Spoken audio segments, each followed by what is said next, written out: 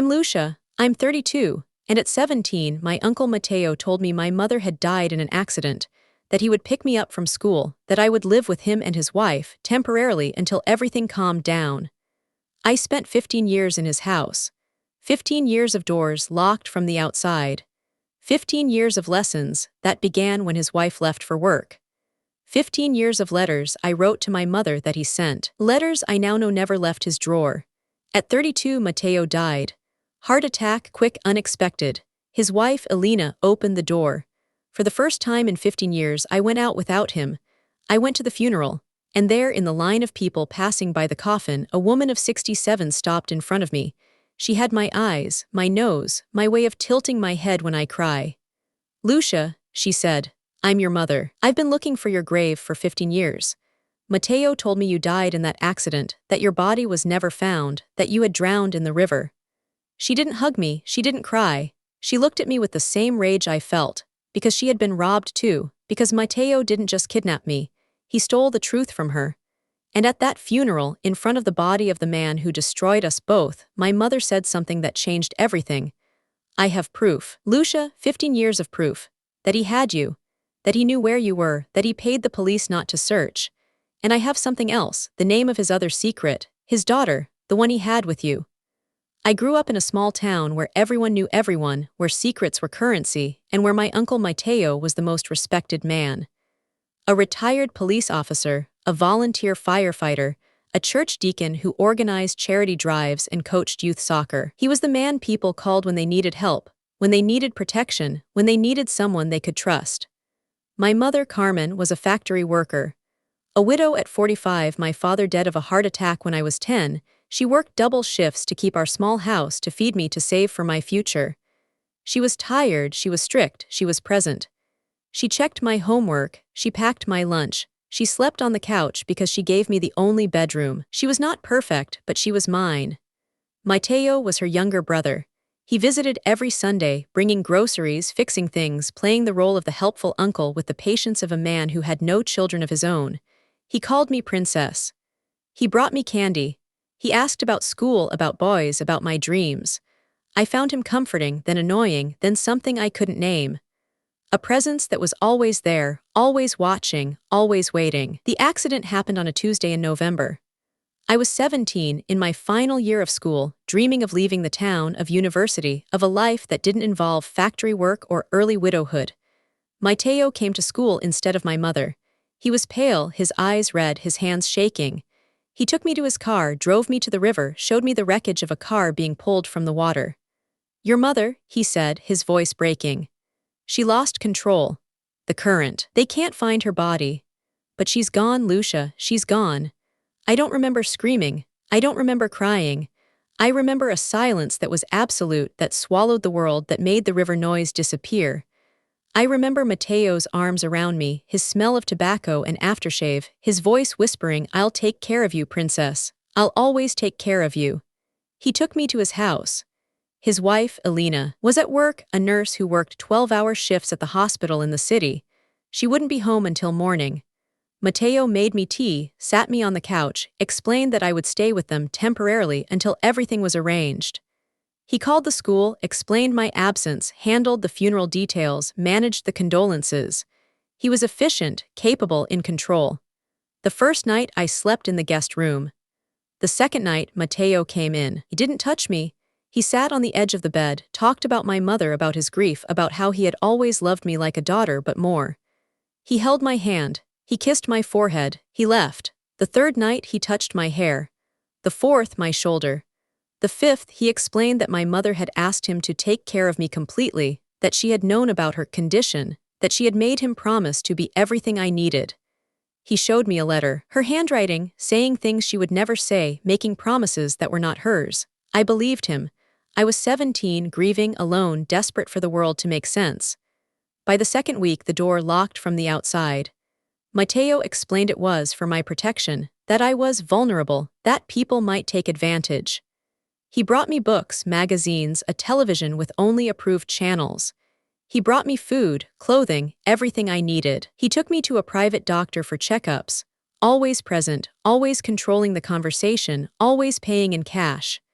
The lessons began after the first month. Elena was at work, the house was quiet, and Mateo explained that I needed education that school couldn't provide. Lessons about love, about trust, about the special bond between an uncle and niece who had lost everything. The touching progressed, the kissing, the things I couldn't name, that I didn't understand, that I believed were what uncles did because I had no other reference, no other experience, no way to know that the world was different outside his locked doors. I wrote letters to my mother, dozens, hundreds over the years. I told her about my days, my fears, my confusion, my growing understanding that something was wrong but my inability to name it. Mateo took them, sent them, brought back responses in her handwriting, his handwriting. I now know, carefully practiced, telling me she was fine, that she missed me, that I should be good for Mateo, he was saving me. I suspected, of course I suspected. The handwriting was slightly wrong, the tone was off, the promises never materialized. But the alternative, that my mother was dead, that I was alone, that Mateo was all I had, was worse than the suspicion. So I believed, or pretended to believe, because the lie was warmer than the truth I couldn't face. At 19, I became pregnant. Mateo took me to the private doctor, the same one, the one who never asked questions, who accepted cash, who performed the procedure while I was sedated, who woke me with blood and pain and the absence of something I hadn't known I wanted. Mateo held my hand, cried with me, told me it was for the best, that I was too young, that we would have children together when the time was right. At 21, another pregnancy, another procedure, another absence. At 23, another. Mateo called me his real wife, told me Elena didn't understand, promised we would be together officially soon. The promise never came. The years accumulated, the locks remained, the lessons continued, the world outside became a fiction I read about in magazines Mateo approved. At 25, I tried to escape. I waited for Elena to leave, picked the lock with a hairpin I'd hidden for months, ran to the town center, found a phone, tried to call the police. Mateo found me before I finished dialing. He didn't hit me, he never hit me, he showed me a photograph of a gravestone. Your mother, he said. I buried her, I visit her, if you leave no one will look for you, no one knows you exist. You are a dead girl, Lucia, a dead girl who breathes because I allow it. I believed him. I had believed him for 8 years. Why would I stop? The pregnancies continued, but not all ended in procedures. At 24, a pregnancy that Mateo allowed to continue, that he monitored with excitement, that ended in a birth I barely remember, sedated, controlled, my body used but not my presence required. The baby was taken before I saw her, before I held her, before I could name her. Mateo told me she was stillborn, that my body had failed again, that it was for the best. I know now she lived. I know now she was sold, or given, or placed with a family Mateo selected.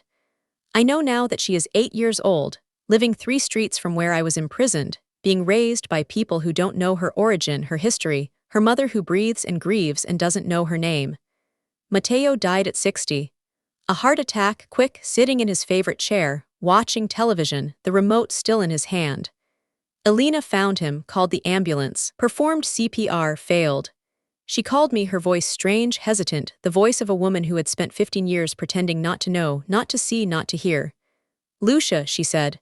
Mateo is dead, you can come out now. I didn't understand at first, the words made no sense. Come out, I had never been allowed to come out, the door was locked. The world was dangerous. I was dead, I was nothing.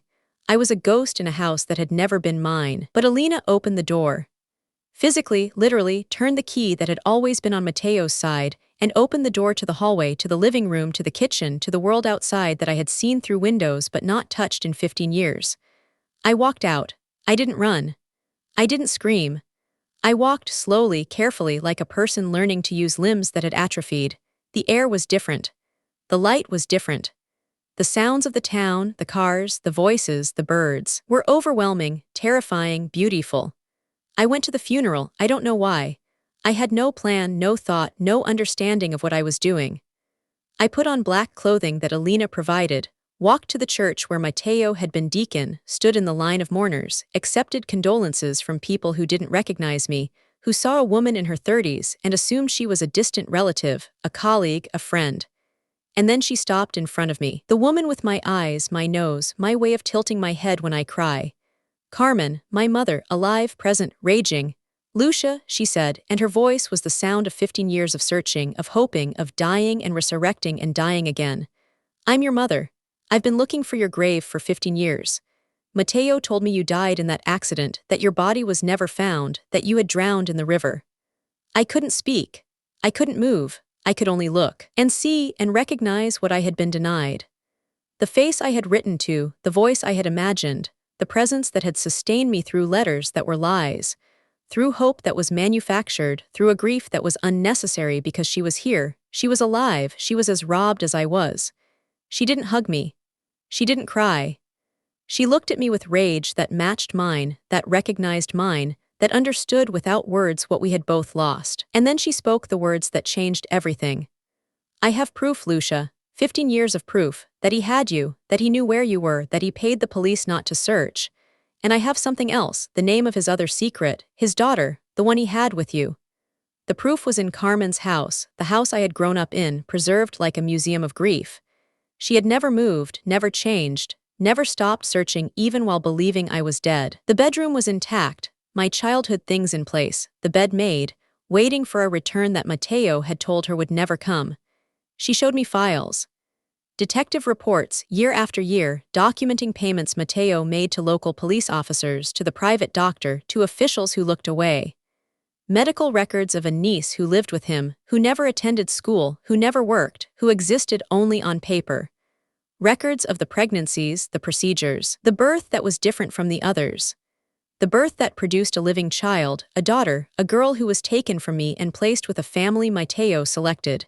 And photographs of the girl, stolen from social media, growing up 3 streets away, with my eyes and Mateo's jaw, living a life that should have been mine to give her. I confronted Elena, the aunt who didn't know, who never suspected, who spent 15 years working 12-hour shifts and coming home to a house where a woman was imprisoned. I found her in Mateo's house, the house that was now hers, surrounded by his things, his memory, his lies. She broke. Not immediately, not completely, but enough. She admitted she had known, not everything but enough. She had heard cries, found bloody clothing, seen the locks. But Mateo was her husband, her provider, her life. And she chose not to see. She chose the shifts. She chose the absence. She chose complicity, but she had something I needed. Keys to another property. A house Mateo owned that she never visited, that he called an investment, that was actually where he kept the girl, where he saw her in secret, where he told her she was his special daughter while showing her photographs of me and telling her that woman had died. I went to that house. I didn't call the police. I didn't plan. I walked. The same careful walk I had used leaving Mateo's house, the walk of a person relearning the world. I knocked on the door. A woman answered, the adoptive mother, confused, protective, suspicious. I told her the truth. Not all of it, not the worst of it, but enough. That I was the biological mother. That Mateo was the biological father. That the adoption was illegal, arranged by a criminal, based on fraud and kidnapping and rape. I showed her the documents Carmen had gathered, the proof of my imprisonment, the evidence of Mateo's crimes. She didn't believe me at first. She defended him, the kind man who had helped them when they couldn't have children, who had saved a baby from a bad situation. She called him a saint, a benefactor, a miracle worker. Then I showed her the photograph of the locks, the medical records of my sedations, the proof of payments to police. And I showed her my face, my eyes, the resemblance that was unmistakable, biology that was undeniable. She broke. Not completely, not immediately, but enough. She let me see the girl. Not touch, not hold, not claim, just see. An 8-year-old child playing in a room, unaware of the woman watching from the doorway, unaware of the history that had produced her, unaware of the prison 3 streets away where her mother had been kept while she was raised in a house her father had purchased with corruption and lies. The girl looked up. She saw me. She had my eyes. She had Mateo's jaw. She had a life that was built on my absence, my pain, my stolen motherhood. I didn't try to be her mother. I couldn't. It was too soon, too broken, too late. But I could be something else. I could be truth. I could be the first person who didn't lie to her about where she came from, even if the truth was unbearable. I published everything, not anonymously. With my name, my face, my story. I called the police, the real police, the ones Mateo hadn't paid, the ones from outside the town who didn't know his reputation. I provided Carmen's files, the detective reports, the medical records, the proof of payments, the evidence of 15 years of kidnapping, rape, forced abortions, illegal adoption, corruption. The scandal destroyed the careers of the police officers Mateo had paid. It destroyed the reputation of the private doctor who had performed procedures without questions. It exposed the network of corruption that had allowed a respected man to imprison his niece for 15 years while the town looked away. Alina was arrested for complicity. The adoptive parents were investigated. The girl was placed in protective custody, then with Carmen, who had spent 15 years preparing for a granddaughter she didn't know existed. I didn't recover my 15 years. I didn't recover my youth. I didn't recover the motherhood that was stolen from me, but I recovered something more valuable, the truth, and I used it. I opened a center. Open doors. For victims of familial kidnapping, of domestic imprisonment, of protective uncles who were jailers. I used my story, my face, my real name, so that others would know that doors can be opened, even after 15 years. So that mothers would know their children might be alive, even when told they were dead. So that daughters would know that uncles who saved them might be the ones who destroyed them. The epilogue came years later. I was 40, established, known, surrounded by a community of survivors who understood without explanation.